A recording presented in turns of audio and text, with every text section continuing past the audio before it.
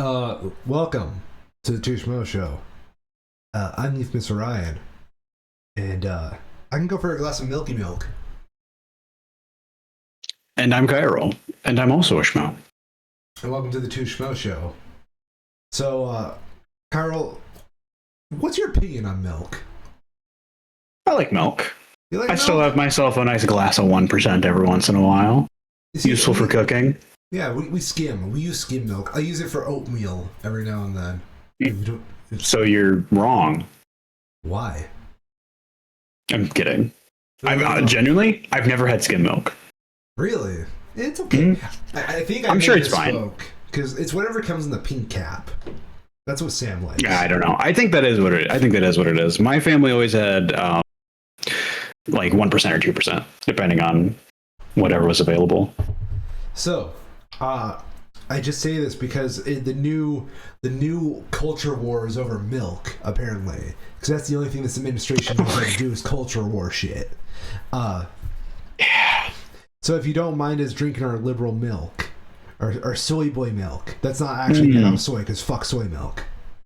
It's so weird too, because like, as far as I understand, it's the kind of thing where the vast majority of the places, I guess to back up, the whole thing that they're talking, the idea, right? It's milk that is basically unprocessed and unpasteurized. Yeah. So allegedly, they claim that gives it certain health benefits because it hasn't gone through treatment processes that remove certain fats, but that also, get rid of the cow bacteria from their shit. That's an important step that they don't care about. And reportedly, a lot of people get very sick from drinking it because it has a lot of bacteria in it like that. But it's also the kind of thing where, like, as far as I understand, outside of a couple of very specific spots, like, nobody's stopping them from doing that.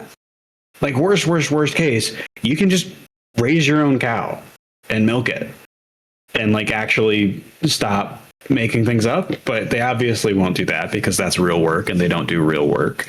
It just is such a weird thing to want to, like, make an argument about. It's very strange. It really is. Now, as any good God-fearing man knows, milk has always been kind of a weird thing in America. Because you remember the Got Milk campaign, right? Oh, yeah. Yeah. Great So, propaganda. Yeah, isn't it? Why do we... okay, I don't know how I'm going to spin this, other than I always believed, right, that the Got Milk campaign was a minor conspiracy to test the power of advertising in America at the time. Turns out advertising works. Yeah, who the fuck doesn't drink milk? The Got Milk? Yes, I do. Thank you for asking. It's literally one of the 5 essential groceries. It is put in the back of the fucking grocery store for a goddamn reason. Because people need milk. I just don't get it. Yeah. The politics of milk is bullshit.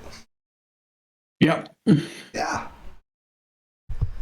I did find it very funny how at this press conference they just had a gallon of milk sitting there in the White House in the Oval Office, and like everything else aside, that milk has to be just nasty at the end of that like 2-hour press conference, just sitting there unrefrigerated on the counter, open as well. Oh yes, of course. I would was hoping that whoever was like flubbing the most of their lines would have to drink the milk as a punishment at the end. And this was just some elaborate game of Jackass or something like that. Yeah. That'd be very funny. I'm pretty sure if the president drank that milk, we would, I don't think he would survive it. No, I doubt it. That is some rancid ass milk.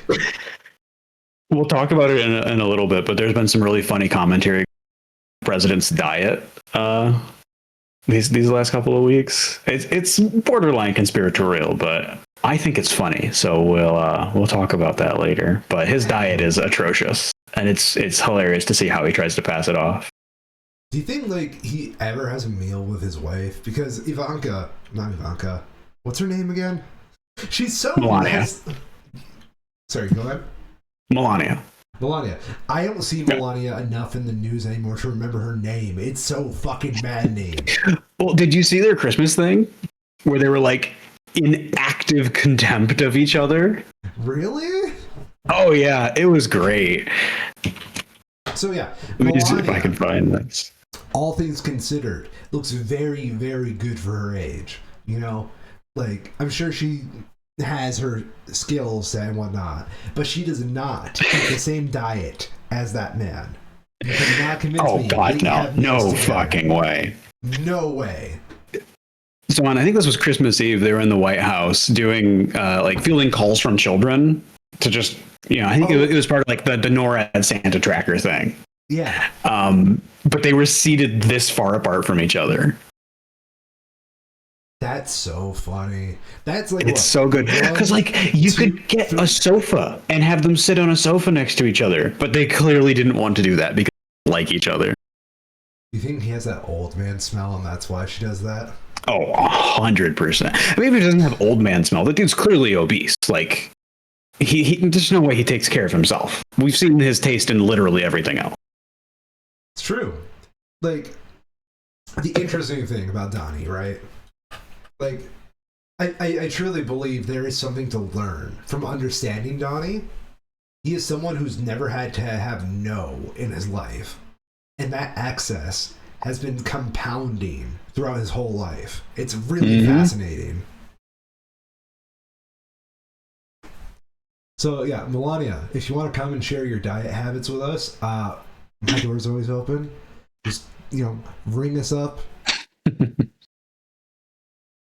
You know how fucking funny it's going to be when it happens and, like, she has her own Erica Kurt tour? It's going to be amazing. Yeah. I cannot wait to see, like, the Melania pull, like, a Game of Thrones, like, succession conspiracy for, like, the inheritance. Mm-hmm. Big things are coming, ladies and gentlemen. It's going to be fun. Yeah, it's going to be a doozy for sure.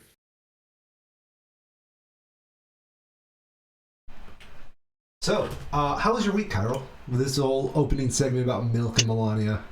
Oh boy.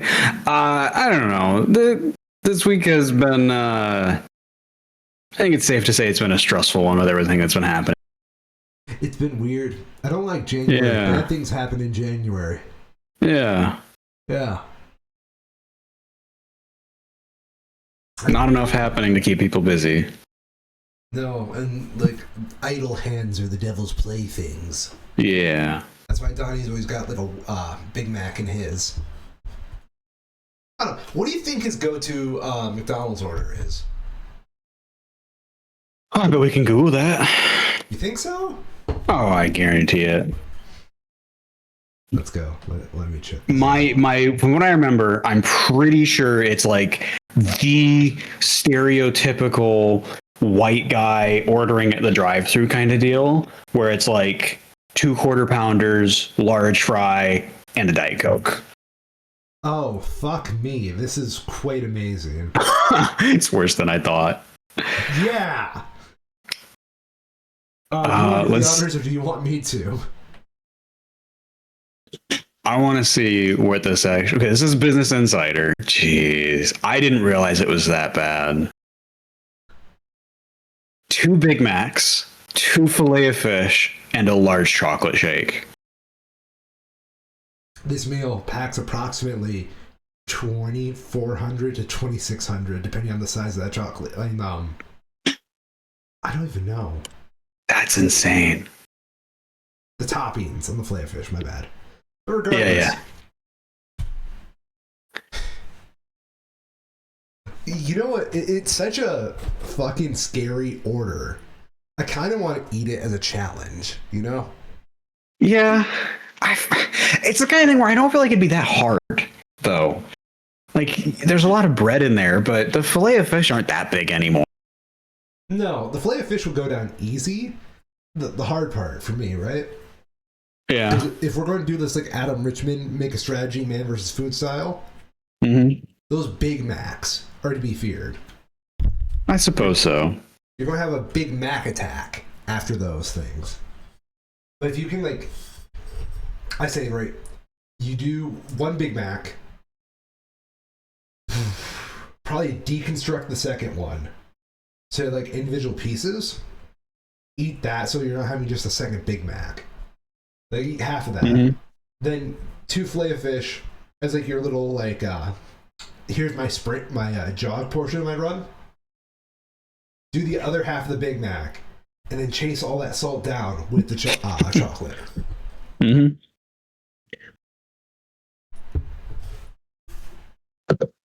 I'm fucking hungry now. I guess I would say to that, the big hungry part, I don't know when the last time you had McDonald's. I get in the mood for it every once in a while, and I'll go and get like a McDouble or something just to turn that part of my brain off. And every single time it's disappointing. Dude, last year sometime, it was probably like beginning of fall was when I last had McDonald's, right? Yeah. We watched The Founder, that Michael Keaton movie. Mm-hmm. And I remember they just made one burger look good. So I did like a quarter pounder or whatever the fuck it is there. Yeah, it wasn't like a full Big Mac, but like I had it. And I was just left there thinking I was trapped in a loveless marriage. And I don't think that's a good thing to have your food remind you of, even though I haven't even been fucking married yet. Yeah.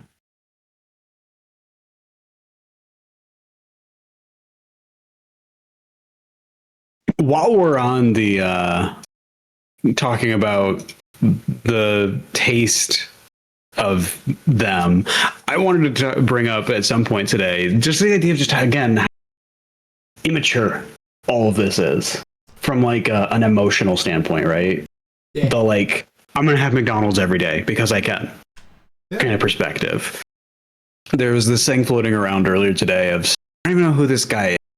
Allegedly some sort of an academic person who I believe is involved with one of the it's not really like a legal case, but it's like the opinions and decisions that are part of the White House's thing where they say, well, we think the president actually has power and this is our justification for it, those kinds of things.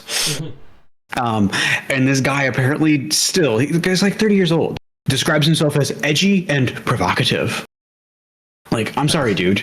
You're an adult. You purportedly work in law. Grow up. Yeah. What are you doing with your life? Do your job. Ties into something that I was seeing talked about with regard to the situation in Minneapolis. Let me find this one real quick. Pull it out. Yeah, this one. That I thought was really fascinating. The idea of how the ICE agents, why the protests are working as effectively as they are, right? And people are speculating that it works so well because this one is a MS Now article, quoting from it. The reality is that most men will only commit public violence in extremely specific scenarios, and ICE Watch disrupts the necessary conditions for that escalation. You know, I was reading this, was it reading? I don't know. I heard of this effective series of behavior, right? Yeah. It's kind of like criminal psychology to some degree. And it's just like what it really applied more to men in this argument. But it's like, what are the conditions needed for a man to feel like he could get away with a crime? It was like from some former FBI director or something like that. So, it had legs. I was reading it because it was kind of an interesting study of like violent incels and pedophiles. Because it was just where the source material I was consuming cited it from. It was just on that subject. But I raise you, it definitely applies in the public violence executed in Minneapolis. Absolutely. Yeah. I do think it is fascinating and pretty consistent that it is, as far as I have ever seen, exclusively men. Yeah. Like, have you seen a single female ICE officer? No. I can't think of one. And I'm sure that there's a part of that is like externally self-selecting. You know, we saw in the last election how voting patterns skewed hard on gender, especially as you got to younger demographics. There's all the talk about how Gen Z went for Trump, and that's really not the case. Gen Z men went for Trump. Gen Z women voted extremely similarly how they passed, and I think might have gone like 1 or 2% more towards the right, but it was a very small shift, and it was still overwhelmingly voting against conservatives in the last election. So you have that playing into it as well, but then you also get the extra level of the people involved with this are the same people who still carry those opinions that, you know, women can't be in the military kind of thing. So it's all super self-selecting for exactly kind of man that you're going to find in one of these roles out on the streets of Minneapolis right now. Yeah. It's self-fulfilling What prophecy. was it? Ice Watch works because it surrounds men seeking approval with people loudly expressing their disapproval. The noise has the added benefit of drawing large crowds of bystanders who can quickly outnumber the ICE agents, who then have to decide if they want to escalate a situation or abandon it. And someone else is pointing out, this is Elizabeth Picciuto, I believe, I hope I pronounced that right, or she's a writer, talking about how ICE seems to get completely flawed. They're being yelled at by white men over 35. It's like they're kryptonite. Well, that's just the Papa Smurf complex, right? Papa Smurf. Kind of, yeah. Yeah. But it works, and it's really true. It really is. It's interesting, isn't it? Yeah. There's just so many, you know, I find them fascinating, these layers of psychology that are already, and that are going to be, I hope we will have the chance to look back at this and process both emotionally and scientifically, like what the hell is going on right now with these situations. But there's a video going around TikTok, Friendly Honey Badge 5, that was talking about why gun culture in the US has basically ruined all of the pressure that ICE could ever actually hope to exert. The same thing that we see in other cultures, right? Where, you know, you look at, I guess we'll talk about it to a degree later, but like protests in the Middle East, protests in India. You have these military personnel who, as soon as they pull out a gun, the crowd scatters because people are rightfully worried about being shot by the guy who pulled out a fucking gun. But in the US, instead, you see the complete opposite, where you'll have these ICE agents unholster their gun and start pointing it at people, and the people will just get louder because they don't give a shit. And this person attributes that phenomenon, there's been a couple of videos of that, to the gun culture in the US, where people have both had so long to process their thoughts around what's going to happen if somebody tries to shoot me, and then also come to this sort of nihilistic point of, well, someone might try to shoot me anyways, so what's the point in trying to stop it, kind of thing. That the mere presence of a firearm is pointless. It's meaningless. It's not a threat anymore. And that threat of violence from ICE can't be used. It's very weird. It's really messed up, too, that we are in that position where a gun thing made to kill people is no longer a threat because our society has been so twisted over the, you know, decades of mass shootings and gang violence and petty crime that get accentuated by firearm violence. Yeah. Crazy stuff. We live in a society. While we're on ICE real quick, I did want to point out there is an incredible Laura Jadid in Slate about how she went to an ICE recruitment fair in Texas to just be like, yeah, why not? I'm a reporter. Let's see what happens. Let's see if they figure it out. I might many public places, both in social media and in articles. ICE, there's no way I'll ask her. So, zero harm. Let's go ahead and try it out. And she went to the ICE fair. She signed her paperwork. She hung out there for the kind of that were there. And then she forgot. Until a couple of weeks later, she was in her spam folder and she found an email that she had missed from ICE offering her a job. Unfortunately, though, at that point, the window that the email had said that she had to respond by to be accepted for that job had already passed. So she, thinking, oh, well, whatever, didn't really care that much anyways, continued to ignore it and go about her life until a couple of weeks later, again, she got a job, like a email from ICE congratulating her on accepting the job and telling her about the next steps. No background check, no drug check, no criminal background at all, nothing. She just didn't fill out any of these forms. That was what the part of the first email was like, hey, here's what we need to test, show up at this window. None of that happened. She still got hired in as an ICE officer and had full access to their internal website because of credentials and everything. And at that point, she was officially like, okay, this has gone way farther than I expected. I'm going to intentionally back away from this and write my story. But if it's that easy for somebody to accidentally and mostly as a joke sign up for ICE, who do you think they're actually signing up for on purpose? People on 4chan. Yeah. Oh, yeah. For a roundup of Minneapolis news, because I think we've hit most of the bases. Unfortunately, mostly unchanged. Things are still bad. ICE still has a large presence in the city, and there's no sign of them leaving. But on the other part of that, there has been continued incredible community resistance and coordination. The major pieces that I have seen coming out of it talk of how this has sort of breached a generational divide where you have very new young people seeking ways that they can help and protest, making connections with people who have been doing this for decades, and how that's ended up being really important for, sharing those sorts of institutional knowledge things of what works, what doesn't. Here's how you deal with a cop who's threatening your life and how you stay calm in the face of that. So that's been really cool to see.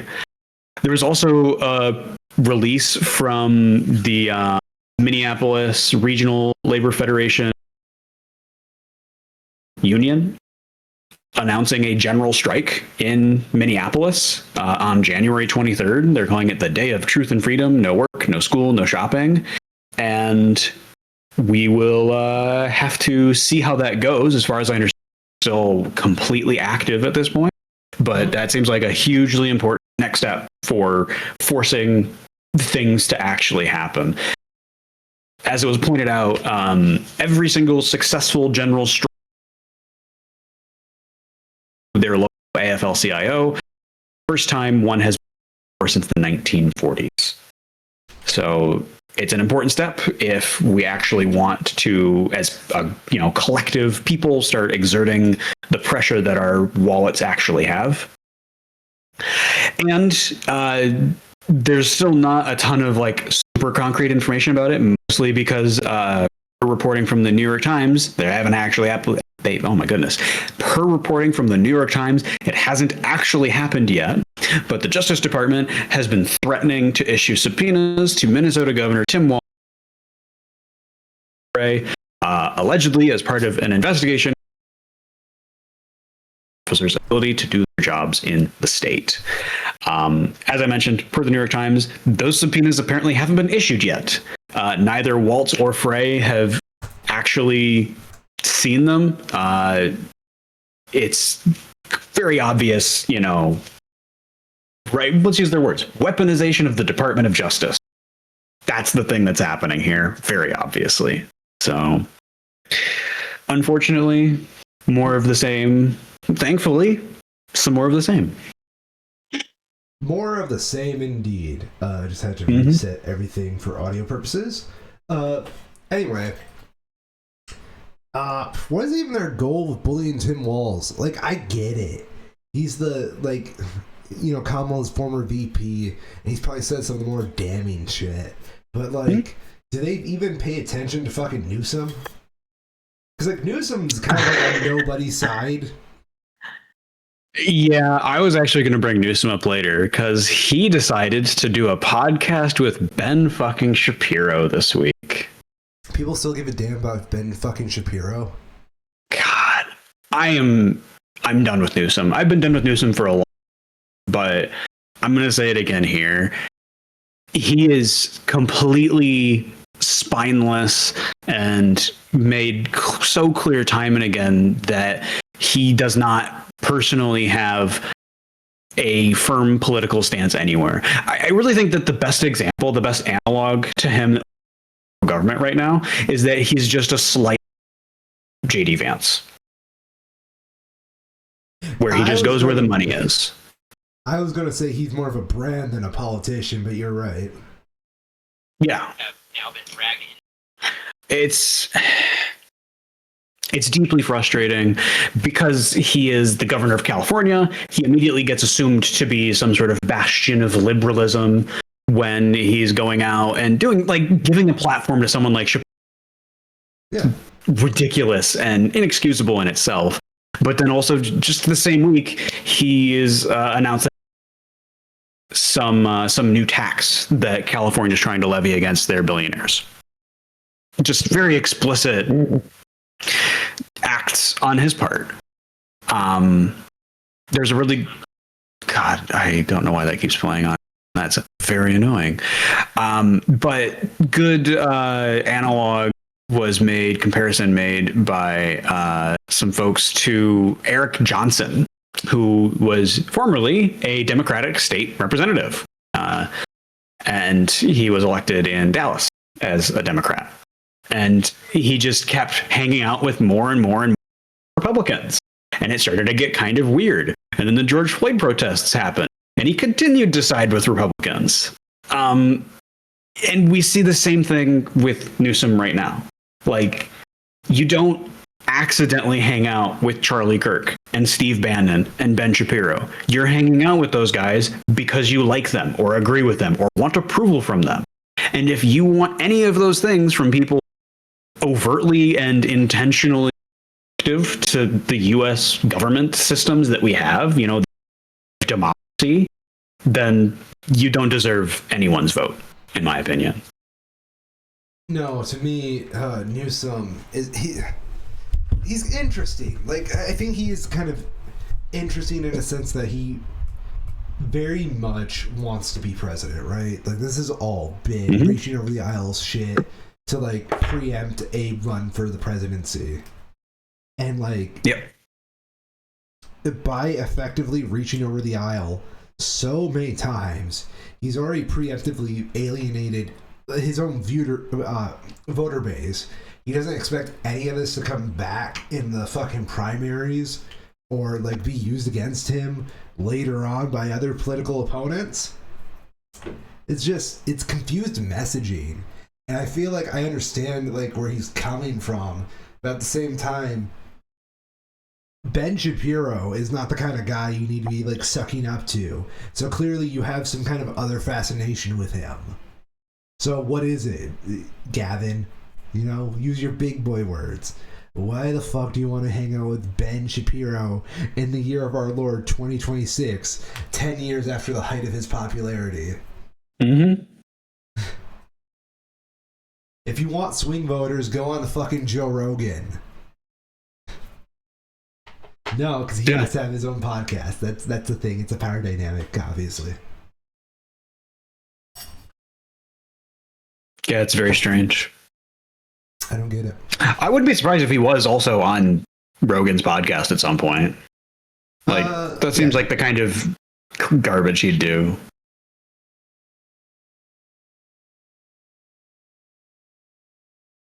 Do you want to talk about Greenland? It sure is green. That's the thing, though, is it isn't, right? Yeah. It's so funny. It's so dumb. So it seems like the U.S. government is full steam ahead on acquiring Greenland by any means. There's talk of buying it very literally. There's talk of using the U.S. government to invade it and take it over. And because of that very specific talk, there are now joint military exercises being conducted in Greenland by members of the European Union, including Germany, France, the United Kingdom, and of course Denmark. But it's so bizarre. It's so bizarre to see that they're like the relatively mainstream Republicans are on board with this, seemingly. Makes no damn sense. Earlier yesterday, we had UN Ambassador Mike Walls on Greenland. Quote, Denmark just doesn't have the resources or capacity to be done in. And to the Democrats who say they're giving full access, everybody knows if you're renting a place, you treat it differently, which is just complete bullshit. Correctly pointed out by people that this is an exact same argument that could be to invade, Germany or Poland or South Korea or literally anywhere else that the United States has a military base on. But it seemed like for a little while at least, this was going to be some fringe thing that was Trump's pet project and that the actual mainstream Republican Party wasn't going to touch it because it's so obviously toxic. It's something like 50 points unpopular. He's beyond the point where even his own MAGA people understand this. And we had, where did that one go? I think you sent it to me. Or maybe I sent it to you. Something where, no, maybe I didn't send it at all because it was just like, maybe it's not real. Allegedly, a bunch of Republican congressmen have privately said that, if he Oh, I said that. Okay. That's their red line is if he actually goes after Greenland, we're done. Because that's a white person country. Yeah. As a result, Trump has announced more illegal tariffs on Europe, I guess, broadly, because of their refusal to let him just have Greenland. We also have the EU talking about suspending trade deals with the U.S. as a that and retaliation. And up to that point, it still seemed like this is a relatively fringe thing. This is Trump's pet project. Until apparently this morning, we had Ted fucking Cruz go on to Fox News and say, quote, when it comes to Greenland, I want to commend President Trump for being single-mindedly focused. I believe it is over national to acquire Greenland. The whole history of America and a history of acquiring new territory. It goes without saying, but I'm going to say it anyways.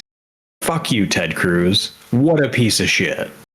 Ted Cruz doesn't stand for anything other than just glazing. He really doesn't. It's pathetic.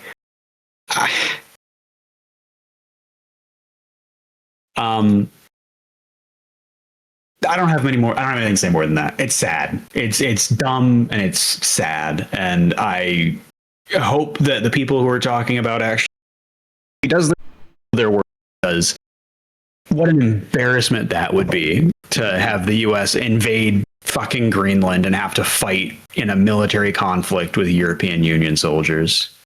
Yeah. Beyond that, I should actually do a quick double check real quick. But I saw a piece come up on Blue Sky that was more about, yep, that's correct. Cool. Why does Trump care about Greenland? Because that's, I think, the fundamental question here. There's talk about resources. It's bullshit. There's talk about geopolitical value. Also bullshit. I think three things I've seen now that make a ton of sense is first the whole Mercator projection thing. The idea that on a Mercator projection map, where the US and Europe as the relative center of it, it stretches Greenland to look much, much, much bigger than it is. And because of that, and because that's the map that Trump sees, he thinks Greenland is bigger than, and he wants it big, and that's it. Unfortunately, our president is a child, and it would not be surprised me if that was the way that his brain actually worked. There's also talk about some billionaire buddy of Trump's particular interest specifically in Greenland for exploiting it to their own profit kind of a way. Par for the course, makes sense, whatever. What I saw this week that I hadn't really thought of that makes sense as well is, what if this is a little bit more personal for Trump? What? We've heard him talk about a particular somebody who has tried to lose weight, especially, and wasn't able to. Drug didn't work. And we've had these weird little things from Trump file that he has gone on a rant about, where he talks about some guy who tried Ozempic and it didn't work because it's a fake drug. And it's very obvious that Trump is talking about himself because he's still fat as hell. Ozempic is made by Novo Nordisk, which is a company that is Danish in Denmark. No. And apparently they produce parts of it in Greenland. What if Trump's whole thing with Greenland is that he's just pissed that he bought Ozempic and he's still fat? That he spent a shitload of money on it because it was, and it didn't work for him because he kept eating like shit because he doesn't understand how it's supposed to work. And that's where all of this comes from. It's probably not. It's probably not that. But what if it is? I mean, okay, that's something I've been trying to find a good, elegant way to bring to the show, because we kind of do live in a very interesting climate of GLP-1s changing a lot of the class divide, I will say it. Because let's face it, you know, if you can get a prescription for one, you're golden. But if you can get like a vanity like prescription for it, like where you can just afford it, you're of a different caliber, right? Well, what's your opinion on Ozempic? Because, you know, we're both people that work out. I will say, as somebody who went and lost 90 pounds over the last 2 years by doing it the old-fashioned way, yeah, I have such mixed thoughts on it. Where if it lets people who genuinely have some barrier that they can't overcome through conventional means to get to that point, I think that's awesome. But I seriously question how many people that actually is. Yeah. It's the same way I view it similarly, I think, to like an opiate painkiller, where it's like, this is a tool, a drug that we have that has a genuine purpose. It treats extreme pain so that people can live their lives and be productive. But I worry, in the same way that opiates were, that this is becoming so normalized so quickly that we aren't going to know the effects of it until it is too late and it is too widespread. I'm a big blunt. Yeah. I have mixed feelings on the drug, right? Yeah. What I get, it scares me though, because like I do see a use case, right? Because like I want to imagine the kind of scenario where we have somebody who is in a state where their weight is not offering, but greatly diminishing their quality of life. And they simply need to lose weight fast if they want to live, which absolutely. Yeah. What scares me though is when you have someone who's already thin, use it as a way of maintaining that weight, and then you start eating the Ozempic body type, and that thing is fucking scary to me. I do not like the Ozempic body type. It scares the shit out of me. Yep. I definitely, I don't know. Do I it's so new still that I just don't know. I fully agree already if you're at a healthy weight, you don't fucking need Ozempic. You just don't. That's dangerous. It's unhealthy. There's a reason why when you look at a BMI chart, There's a part of it that, granted, in the US doesn't get used all that much, but you can be underweight, and that is bad for your health. Yeah. And then at the other end of it, though, I feel like there is a sort of with the way that our society and culture is today, there is absolutely cases that I can imagine, particularly of people who are like 80-hour-a-week business professionals that genuinely, because of their career and their lifestyle, don't have time to work out and have to just eat whatever they can find when they eat it because they genuinely cook something. And I can see Ozempic helping those people get their weight into a manageable spot.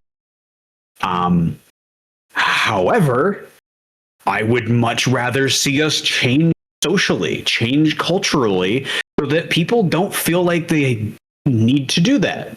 And so that people don't need to do that.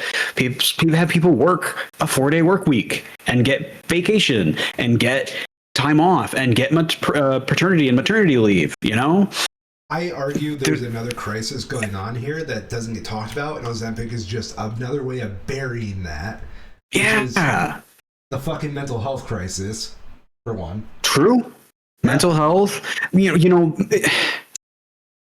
Ozempic clearly works to treat the symptoms of an obesity crisis. It makes it so that you don't feel like you need to eat as much, so you don't eat as much. And hopefully, for a lot of people who take it, that can translate into longer term weight loss by retraining their brain to not have the feeling of needing to eat as much while being satisfied after they stop taking Ozempic. You know, that's the idea. You shouldn't be on the thing forever. I don't think that's an effective treatment routine. But I worry that that's what it's trending towards, is that, you know, it just gets treated like insulin, you know? And that's not even a good comparison, because insulin's a real drug, big air quotes there, real. But the idea of it being something that you can just take constantly so that you can maintain a lifestyle that is not healthy. That's what I worry about, that it enables that. And maybe that's completely unfounded. Maybe we'll see, you know, where there's more research that has happened around it, more term studies. And it turns out that actually, on average, Ozempic not only helps people lose weight, but it helps them, gives them a tool to build healthier habits to keep weight off. That would be ideal. But I sure as hell am skeptical. You want to hear the best statistic about Ozempic? What's that? Did you know Ozempic may make you rich? Because 80% of Ozempic users are filthy fucking rich. It is starting to get more accessible. I'm just clowning. Yeah. But yeah. It is. We'll sell you a yeah, exactly. Yeah. Yeah. That's pretty cool. I think that is It cool. is. And they should do that with insulin. Yeah. Oh, yeah, absolutely. Drugs being affordable and accessible is good. Yeah. It's just making sure that they actually do what they're supposed to and that they're safe to use in the long term. I think the conversation around GLP-1s is very fascinating because it really tells a lot about people, right? Because, like, I think it really shows who has resolve and who does not, or like where people put themselves, right? There's a lesson I've learned, helplessness, because like GLP-1s, right? But for everybody who doesn't know, they're not just like a turn your appetite drug off. What they do is they help regulate blood sugar, and that's why they're typically used for diabetics, right? Yep. So like, the conversation, I think, needs to be less about GLP-1s make me eat less, other than I need to get my fucking blood sugar in order, because even though I'm not fucking diabetic, I still have this constant need to eat. Switching from like cereal to oatmeal really taught me about how much blood sugar really affected my day. It's really kind of scary when you think about it, because this is all just basic nutritional stuff that we probably should have learned a little bit more about in fucking public education, but that is not what public education is for, and how dare I have an opinion on that. Yeah. Yeah. Yeah. It's hard. It's hard. Life is hard. It is difficult. I know I make that joke that it's harder nowadays to be a kid than it's ever been before. But even then, it's like adulthood ain't that much better. Especially if you had like that kind of childhood where you were effectively I'm not saying lobotomized, but you were never given a position to actually think for yourself like that. Yeah. Learned helplessness. I think that's what I'm looking at. This all spawned out of Greenland. Do we have anything else, Carol? We have Iran to briefly talk about here because there's not a whole lot to really go mostly. So earlier this week, there was U.S. Air Force activity in the Middle East, followed, or I guess preceded would be the word, preceded by U.S. military and nationals in the region between these Air Force bases and to either get the hell out or shelter in place. Nothing ended up happening as a result of that action, but it was clear that there was posturing happening from the in what seemed like preparation for a strike that was about to be launched. Thankfully, that doesn't seem to have happened, but there has been some reporting coming out of Iran. They have been having protests going on weeks now, and spotty reporting was coming out through this week and parts of last week about the number of protesters that were being killed as a result of this. Information has been hard to come by, basically gone into social media, internet blackout in large parts. But there was rumblings of, thousands of people reportedly dead as a result of the violent response to these protests from the Iranian government. And unfortunately, it seems like those are very much confirmed numbers today. There was reporting from Reuters here, talking with an unnamed Iranian official, saying that at least 5,000 people killed, including 500 security personnel during these nation protests. We also had reporting from U.S.-based human rights group HRANA, saying that by their count, the death toll reached 3,308, 4,300 were still reviewing, and they had confirmed more than 24,000 arrests. And the big news today was that Iran's leader, Ayatollah Khamenei, acknowledged that thousands of Iranians had been killed in the last 2 weeks, saying that there was 3,000 was the number given there, more than 3,000 people killed during the unrest, and threatening that more, what was they used? It was very specific. I'm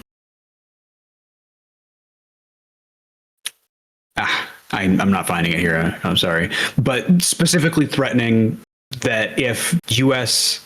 military intervention happens as a result of the thousands of deaths that have already happened, that they will order the not political prisoners, the protest prisoners, the 24,000 people that they have arrested, allegedly, that they will order them to be killed as a response. It's awful. This is some of the widest, I think it might be the widest spread protests since the last cultural revolution in the 70s. Trump responded saying that it's time to look for new leadership in Iran. Quote, the Ayatollah is guilty of the destruction of his country. And not wrong, broken clocks and all that, right? The situation in Iran is very, very bad. And I am quite worried what we're going to see as the outcome of the next couple of weeks. But it does not seem like it is a peaceful path to any sort of conclusion here. Yeah, you ain't going to see anything good happen in Iran. I'm sorry. Yeah, it's very hard to see that happening, unfortunately. Yeah. My hearts go out to the people who just want to, enjoy their day without hurting people. Absolutely. It is so tragic what has happened to Iran. You see pictures of their culture not, 40 years ago. It's so different than what it is today. The photos of before the revolution. Yeah. It's so wild. Legitimately, listening to this, just go out, look up Iran before the revolution. It was beautiful, beautiful place. I think it's Argo.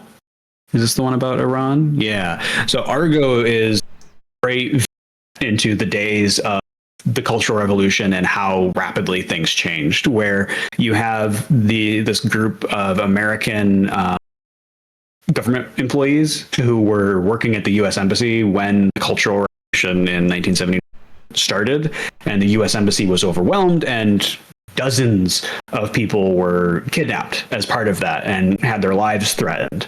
But this small group was able to escape to the Canadian embassy nearby and hid there for weeks while this was going on, trying to figure out the country. But part of that is that their cover in this is that they're a film crew and they're doing site visits in Iran to build their cover. And it is this really staggering dichotomy, this budding militant religious group trying to squash the rights of these people next to that vibrant culture that has since been removed.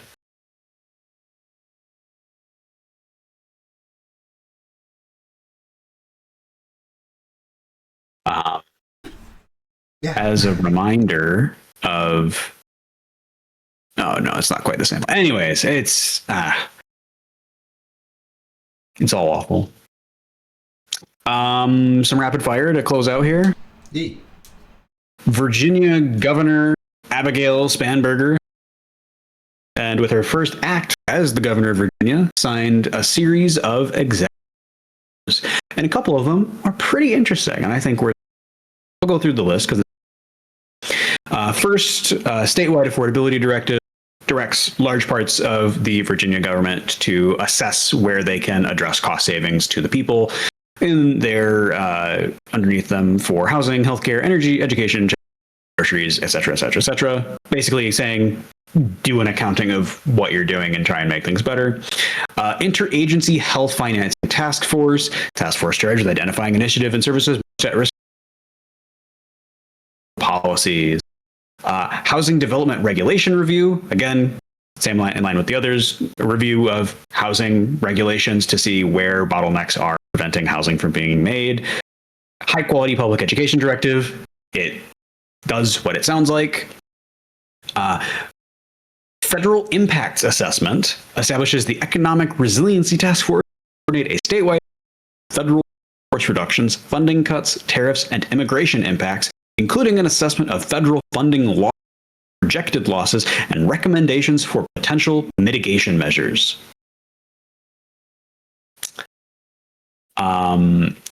Board of Visitors Appointment Process Review, Director Department of Education, consultation with the Secretary of the Commonwealth, appointing members of two public higher education governments. Then we get into some of the juicy ones. State of Emergency Authority establishes a line of standby authority and, if necessary, designated cabinet officials to declare a state of emergency, activate the Virginia National Guard, or certify the governor's temporary inability. The governor is unreasonable or incapacitated. The delegation is limited, subject to strict conditions and the executive order preserves the governor's ultimate authority to resume all powers at any time. That one especially is a doozy. So in Virginia, it's no longer just the government who can declare a state of emergency or activate the Virginia National Guard. It seems like a very clear response to the situation that has been ongoing in Minnesota. There's also Chief of Staff Authority and Responsibility, Delegation, Planning, Budgetary, Personal, Administrative Authority, Staff, Equal Opportunity Policy, Established Discrimination Policy, and another interesting one, Executive Order rescinds Order 47, which requires and encourages state and local law enforcement limited resources enforcing federal civil immigration law. In short, Virginia law enforcement officers are no longer obligated to cooperate with federal investigation forces when it comes to enforcing immigration laws. So, pretty much all good stuff. Hard to argue with it. We had some pardons. Always fun. One in particular is especially egregious. Where did this one go? Yeah, okay. We'll start with James Philip Womack, son of Arkansas Congressman. In June 2024, was sentenced to 8 years in prison after pleading guilty to distributing methamphetamine. Today, free man. I love forgiveness. As a Christian, this is very big for me. Especially for drug dealers. Yeah. This other one is Adriana Camberos, initially convicted in 2000 for her role in a scheme to sell millions of bottles of the caffeinated drink 5 Hour after her sentence was commuted by Trump in 2020. Convicted again from an unrelated fraud. She was then pardoned in that new case this week. So Trump has pardoned this specific person now twice. That's not weird at all. Forgiveness is divine, Kyril, just like the goddamn president. We also had a bit of a pure Michigan moment this week where Trump having an interview / speech thing in a Ford plant, talking allegedly about economic issues, was hollered at by one of the Forders calling him a pedophile protector, to which Trump responded by flipping the you. In the wake of that, it was announced that there was an investigation into the particular Ford employee, and following that, a very clear statement from the UAW supporting that worker and that they did not believe close to a fireable offense. Pure Michigan. We tell the pure president. Michigan. Okay, well, I do want to bring up one thing. That guy did get a crowdfunder to pay off some money while he did this. We call the fucking president pedophile protector all the time for free. So I expect a goddamn check in the mail. No, I do think that that's notable, though. Both that this guy was so readily willing to be public that, like, yeah, I'm the guy who did it. TJ Sabula is his name. But then also that people sent all the money. Like, that's a pretty good profit motive here for people to just start calling the president a pedophile to his face. So let's keep that energy up, people. Woo. Pure Michigan, motherfucker. Pure Michigan. We had a couple of Twitter drama things / lawsuits. I guess there's 3 of them technically. Well, 2 lawsuits and 1 other thing. So we'll get to the other thing at the end here. But first lawsuit. Apparently, Twitter has changed the terms of service in 2020 that basically lets them sue you for anything you criticize. In this particular case, Musk, through Twitter, is trying to sue one of the mothers of one of his children for talking bad about him and for also suing him in a different so that's weird and kind of messed up. Apparently, this is so far part of the Twitter terms of service that allows for that. And because of the way that Twitter is incorporated, it basically guarantees that any of those cases end up before an extremely business-friendly judge in Texas.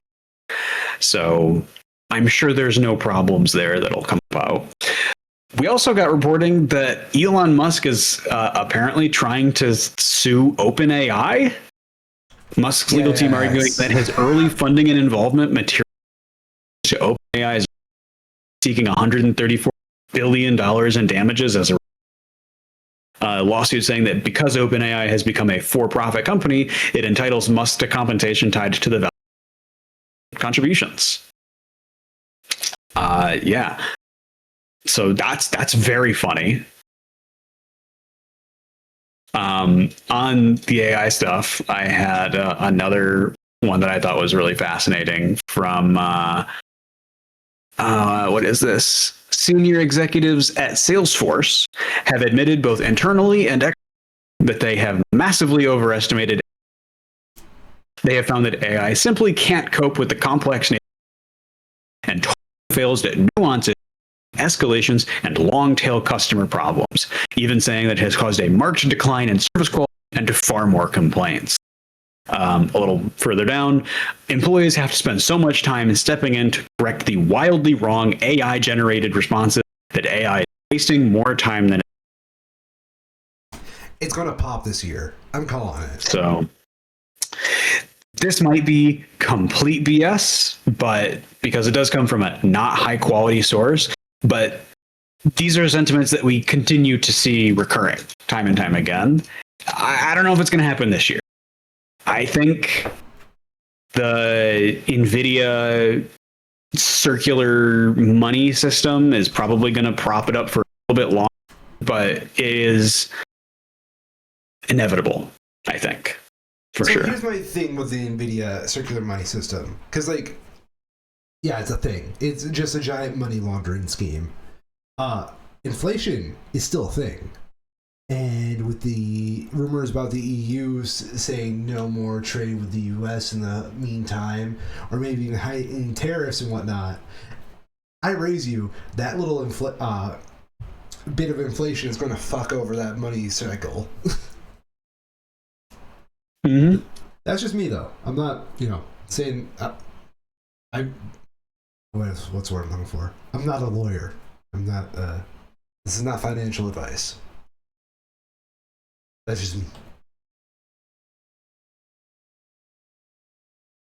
Absolutely.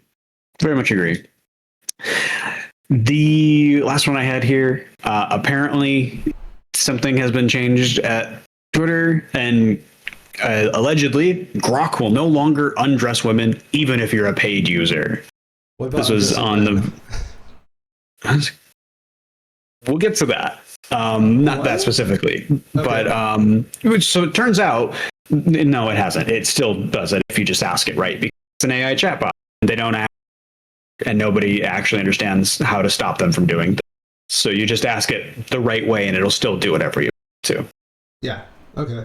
So they haven't actually fixed anything, but this was on the verge of the Canadian government migrating, or at least duplicating a bunch of their government accounts Sky in what seemed like a prelude to them removing their presence from Twitter and possibly following it up with a Twitter ban in the country. Similar acts happened in a couple of European Union countries. It does seem like, in the same way of the AI bubble, that we might be getting to a breaking point with these tech companies trying to skirt very obvious laws that they are violating in Union, non-US countries, basically. So, yeah.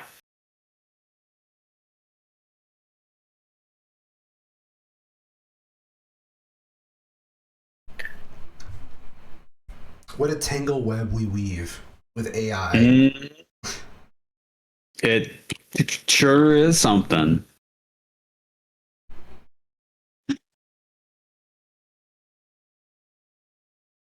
I did a quick scan on Rotten Tomatoes, and I didn't really see anything. No, it's fuck you. It's January. Yeah, it's January. Did the Grammys? No, it wasn't the Grammys. The Golden Globes happen? I don't know, actually. No, not yet. Damn. Oh, no, wait. What is this? Oh, no, I think it did happen. Yeah, it did happen. Happened last week. But it happened after we did our show. Do you want to run through the categories real quick? Sinners got best original score, which is all I wanted. Best Motion Picture Drama went to Hamnet. Yep. Best Motion Picture Musical or Comedy went to Battle App. Best Motion Picture Animated, K-Pop Demon Hunters. No checks fucking out. surprise. Yeah. Non-English language went to... I have not. I don't have Netflix. Oh, that's fair. Yeah. Yeah. I heard really, really good things about it. So. I have very mixed opinions on it, but I understand why it's popular. Yeah. Yes. I agree with that take. Best performance by a female actor in a motion. Jessie Buckley in Hamnet. Best performance by a male actor in a motion picture. Wagner Moura in The Secret Agent, which is actually a Brazil best motion picture non-English language. So that's neat. Best performance by a female actor, musical or comedy. Byrne and If I Had Legs, I'd Kick You. Male actor, musical or comedy. Timothy Chalamet and Marty. Really? I guess. Why not? We still love Timothy Chalamet. It's 2024. Sure. Yeah. Best performance by a female actor in a supporting role in any motion picture. Teyana Taylor, One Battle After Another. Best performance by a male actor in a supporting role. Stellan Skarsgård in Sentimental Value. Best director, Paul Thomas Anderson for One Battle After Another.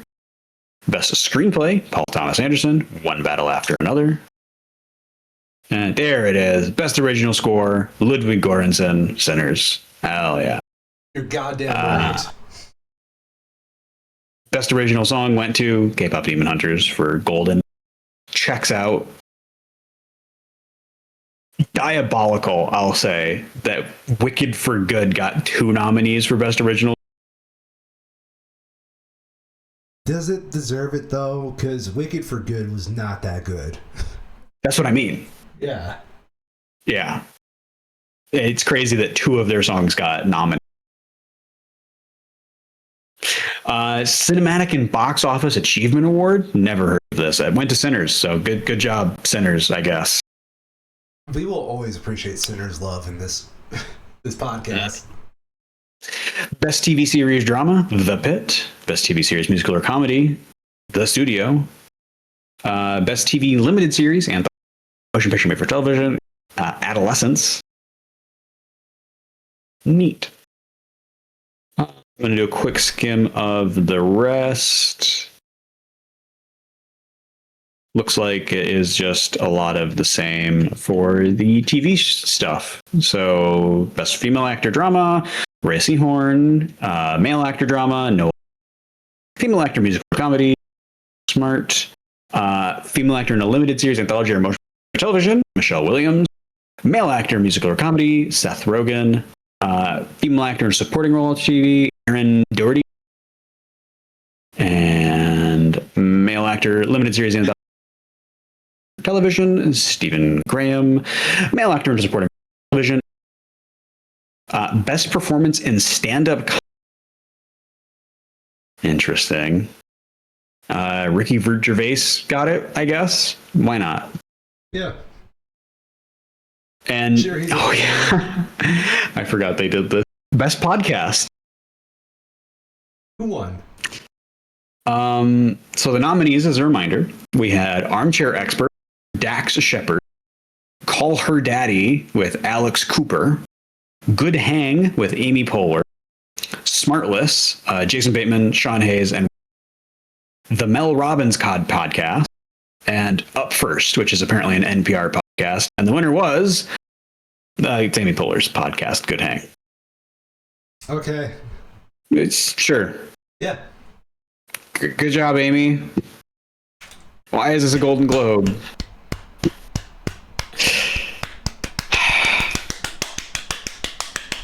It's kind of weird because I would say this last year of. What was that? I would say this last year of film was a pretty good one. It was a good year for film. I think we've actually officially recovered from COVID now. Yeah, I guess we still have the Oscar prestige film award show, but it was a good year for movies, and I'm pleasantly surprised that the Globes had a surprising amount of variety. Everything went to K-pop know, it jumps around a little bit. I don't think almost any of the best actors in any of the categories was doubled up on the same movie, which I'm surprised to see. There's a lot of good stuff. Yeah.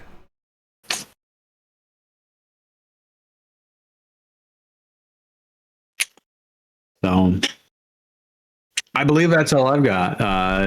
Oscars aren't until March, so we've got a bit of a wait for that one.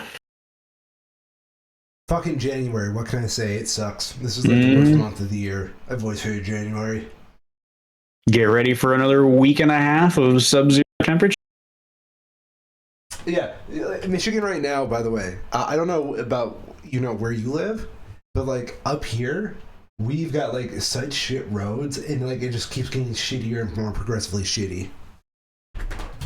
It hasn't been that bad, thankfully. Earlier in the week, it was pretty rough, but they got the trucks out and started salting. Since then, it's been fine. Wouldn't call it great, but it's been fine. Just fine. Yeah. The real problem we've been having is with the drifting snow. That's fair. Drifting it just builds and builds and builds. Yeah. And it looks like we're going to be getting up to another 10 more inches of snow this week. So love it. Looking forward to that. I'm Mythmas Orion, and I will die in snow. And I'm Cairo. And I'm also a Schmo. And this has been the Two Snow Show. Ha ha ha ha ha.